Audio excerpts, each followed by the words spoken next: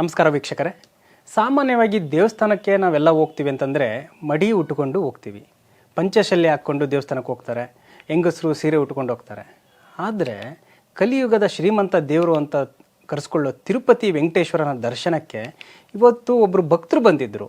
ಆ ಭಕ್ತರು ಯಾವ ರೀತಿ ಬಂದಿದ್ದರು ಅಂತಂದರೆ ಅವರ ಮೈ ಮೇಲೆ ಪಂಚಶಲ್ಯ ಇರಲಿಲ್ಲ, ಬದಲಾಗಿ ಬಂಗಾರದ ರಾಶಿನೇ ಇತ್ತು. ನಾವೆಲ್ಲ ಸಾಮಾನ್ಯವಾಗಿ ಬಂಗಾರವನ್ನು ಗ್ರಾಮ್ ಲೆಕ್ಕದಲ್ಲಿ ಹಾಕ್ಕೊತೀವಿ. 10 ಗ್ರಾಮು 20 ಗ್ರಾಮು ಗರಿಷ್ಠ ಅಂದರೆ 100 ಗ್ರಾಮ್ ಹಾಕ್ಕೋಬೋದು. ಆದರೆ ಅವ್ರ ಮೈ ಮೇಲೆ ಇದ್ದಿದ್ದು ಎಷ್ಟು ತೂಕದ ಬಂಗಾರ ಗೊತ್ತಾ? ಬರೋಬ್ಬರಿ 25 kg ತೂಕದ ಬಂಗಾರವನ್ನು ಅವರು ನಮ್ಮ ಮೈ ಮೇಲೆ ಹಾಕ್ಕೊಂಡಿದ್ರು.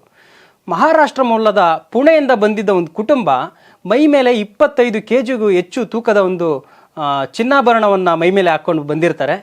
3 ಜನ ಬಂದಿದ್ದರು, ಗಂಡ ಹೆಂಡತಿ ಮತ್ತು ಹುಡುಗನ ಸಹೋದರ ಕೂಡ ಬಂದಿರ್ತಾರೆ. ಇಡೀ ದೇವಸ್ಥಾನದಲ್ಲಿದ್ದಂತಹ ಭಕ್ತರು ಎಲ್ಲರೂ ವೆಂಕಟೇಶ್ವರನ ನೋಡೋದು ಬಿಟ್ಬಿಟ್ಟು ಅವ್ರ ಮೈ ಮೇಲೆ ಇದ್ದಂತಹ ಬಂಗಾರವನ್ನೇ ನೋಡೋಕ್ಕೆ ಮುಂದಾಗಿರ್ತಾರೆ. ನೀವು ದೃಶ್ಯಗಳಲ್ಲಿ ನೋಡ್ತಾ ಇರ್ತೀರಾ ಅವರ ಮೈ ಮೇಲೆ ಬಂಗಾರವನ್ನು ಯಾವ ರೀತಿ ಹಾಕಿದ್ದಾರೆ ಅಂದರೆ 25 kg ತೂಕದ ಬಂಗಾರ ಅಂತಂದರೆ ಅದರ ಮೌಲ್ಯ ಬರೋಬ್ಬರಿ 180 ಕೋಟಿ. 180 ಕೋಟಿಯಷ್ಟು ಮೌಲ್ಯದ ಒಂದು ಆಭರಣಗಳನ್ನು ಮೈ ಮೇಲೆ ಹಾಕ್ಕೊಂಡು ದೇವಸ್ಥಾನಕ್ಕೆ ಬಂದಿದ್ದಾರೆ ಅಂತಂದರೆ ಅವರ ಪ್ರತಿಷ್ಠೆ ಯಾವ ರೀತಿ ಇರ್ಬೋದು ಅನ್ನೋದನ್ನು ನಾವು ನೋಡಬೇಕಾಗುತ್ತೆ. ಜೊತೆಗೆ ಅಲ್ಲಿದ್ದಂತಹ ಭಕ್ತರೆಲ್ಲ ದೇವರನ್ನ ದರ್ಶನ ಮಾಡೋದು ಬಿಟ್ಬಿಟ್ಟು ಈ ಮೂವರನ್ನ ದರ್ಶನ ಮಾಡೋಕ್ಕೆ ಮುಗಿಬಿದ್ದಿದ್ರು ಅಂತ ಹೇಳ್ಬೋದು. ಇಷ್ಟೊಂದು ದುಬಾರಿ ಮೌಲ್ಯದ ಆಭರಣಗಳನ್ನು ಹಾಕೊಂಬಂದಿದ್ದಾರೆ ಅಂತಂದರೆ ಅವ್ರಿಗೆ ಸೆಕ್ಯೂರಿಟಿನೂ ಹಂಗೆ ಇರಬೇಕಾಗುತ್ತೆ. ಆ 3 ಜನರ ಭದ್ರತೆಗೆ ಬರೋಬ್ಬರಿ 15 ಜನ ಸೆಕ್ಯೂರಿಟಿ ಗಾರ್ಡ್ಗಳು ಕೂಡ ಇದ್ರು ಅಂತ ಹೇಳ್ಬೋದು.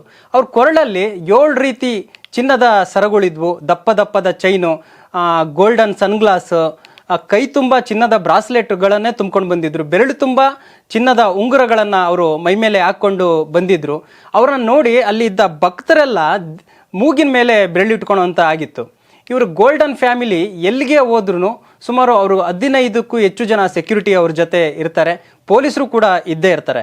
ಇವರನ್ನು ನಾವು ಬಂಗಾರದ ಮನುಷ್ಯರು ಅಂತಲೇ ಕರಿಬೋದು.